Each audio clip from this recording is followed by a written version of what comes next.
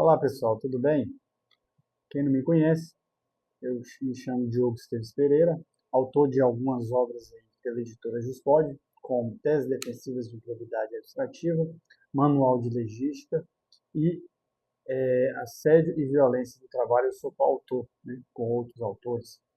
E hoje estamos aqui para falar um pouco sobre a necessidade de manifestação jurídica acerca da constitucionalidade e legalidade de atos normativos, né? No momento ali da elaboração, após a elaboração e antes da aprovação. Então, antes de entrar em vigor um ato normativo, é obrigatório que tenha uma manifestação jurídica pela consultoria jurídica, pela procuradoria, pela assessoria jurídica. O projeto de lei em si, a gente sabe que tem previsão nos regimentos internos para passar pelas procuradorias, né? Mas, por outro lado, os projetos de decreto, instruções normativas, portarias, resoluções, como é que fica essa questão? Como é que fica o debate? É necessário ou não essa manifestação jurídica de um órgão técnico independente para poder se manifestar sobre a constitucionalidade, a legalidade, as regras, né, de técnica legislativa desse projeto?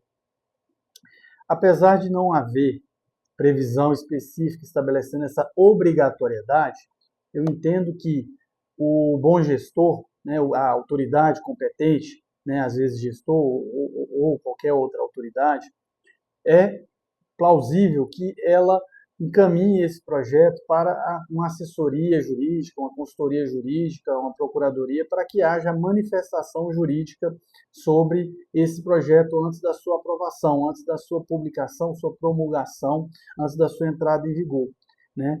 E aí, o que essa procuradoria, essa consultoria vai analisar, né? Então aqui a gente vai falar um pouco o que, e aí eu também vou falar o porquê que é importante, né, esse debate jurídico sobre esse projeto.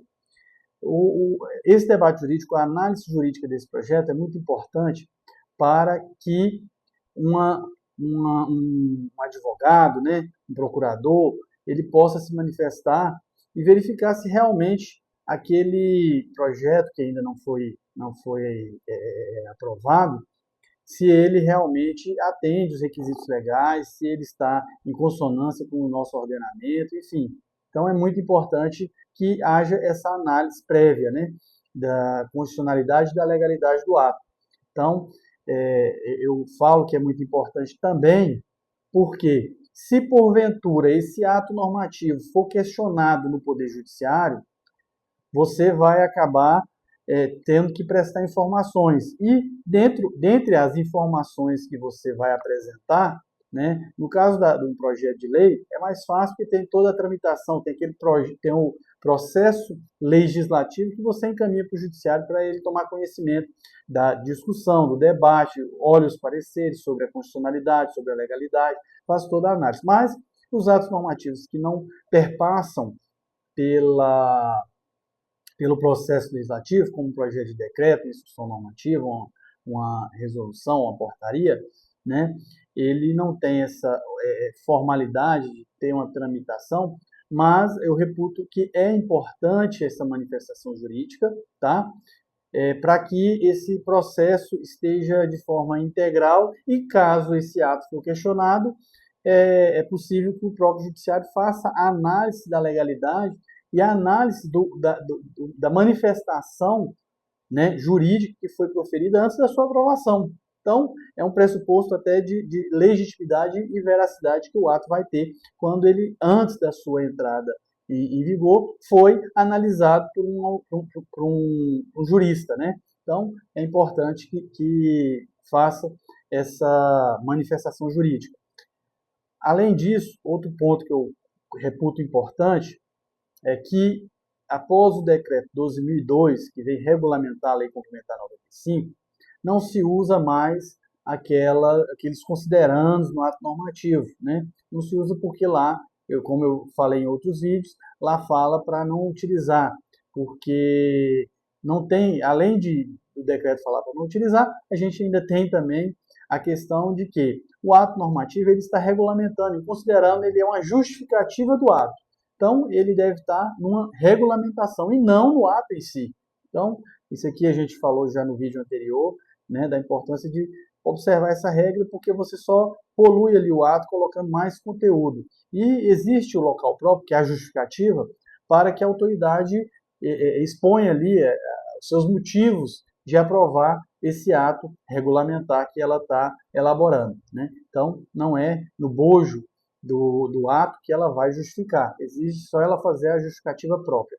Quanto à manifestação jurídica em si, né, é importante que tenha, eu entendo que deve, a autoridade que se preze antes dela emitir algum ato, ela deve requerer a consultoria jurídica, assessoria jurídica, consultoria jurídica, procuradoria, ou órgão competente aí para fazer a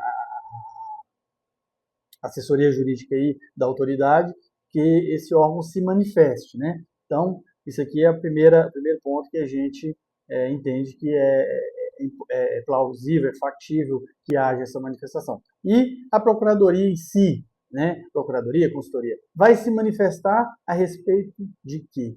Né? Aqui é o segundo momento aqui que a gente vai estabelecer os pontos que é de suma importância para o parecista, para o advogado, para o procurador, para ele manifestar a respeito daquele ato, né? Seja uma instrução normativa, um decreto, até o próprio projeto de lei também, né? As procuradorias aí das câmaras municipais, assembleias legislativas, câmaras dos deputados, senado, elas se manifestam juridicamente sobre o conteúdo que está sendo debatido nos projetos, né? Então, quais são os pontos aí importantes, né? Eu reputo que a gente tem 3 pontos de suma importância a ser enfrentado por esses órgãos jurídicos, né? Por esses órgãos jurídicos. Quais são? O primeiro deles é a questão da competência, né? Tem que haver a análise da competência, tem que verificar se aquela autoridade realmente detém a competência para a edição daquele ato, né? Então, procuradorias jurídicas, analisem a competência, né? Verifique lá na Constituição, na lei que regulamenta a atividade daquela autoridade, se existe a previsão legal de que ela detém competência sim para poder emitir, né, emanar aquele ato. Além da competência, o segundo ponto que também é de suma importância que seja debatido no parecer jurídico é a questão da regularidade formal, né? A regularidade formal que para a gente nada mais é do que as regras de técnica legislativa que estão lá na Lei Complementar 95 de 98 e no Decreto 12.002.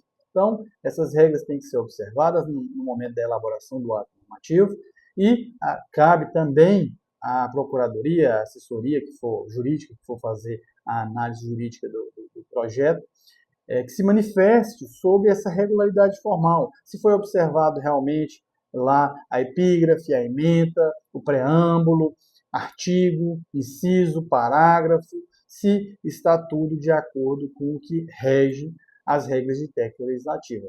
Além disso, outro ponto que é muito importante, que todos devem observar, é a regularidade formal do projeto, né? Projeto de decreto, projeto de lei, projeto de resolução, de instrução normativa, o projeto que está sendo objeto de análise.